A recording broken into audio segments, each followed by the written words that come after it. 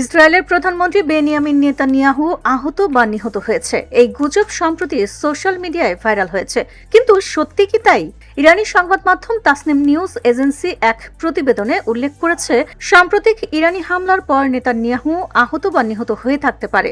প্রতিবেদনে সরাসরি কোনো প্রমাণ বা আনুষ্ঠানিক নিশ্চিতকরণ দেওয়া হয়নি। গুজবের পেছনে মূলত তিনটি বিষয়কে ঘিরে শঙ্কা তৈরি হয়েছে।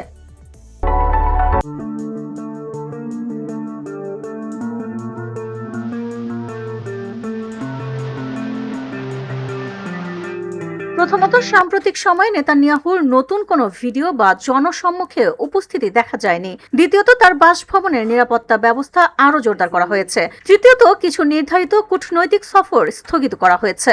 তাসনিম নিউজ সাধারণত ইরানের ইসলামিক রেভলিউশনারি গার্ড কর্প আইআরজিসির ঘনিষ্ঠ গণমাধ্যম হিসেবে পরিচিত।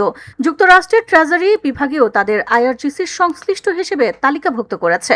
অন্যদিকে ইসরায়েলি সংবাদ মাধ্যম দ্য জেরুজালেম পোস্টে জানিয়েছে, নেতানিয়াহুর মৃত্যু বা আহত হওয়ার দাবির পক্ষে এখনো পর্যন্ত কোনো নির্ভরযোগ্য তথ্য নেই। নিরাপত্তাজনিত কারণে অনেক সময় শীর্ষ নেতাদের জনসম্মুখে কম দেখানো হয়।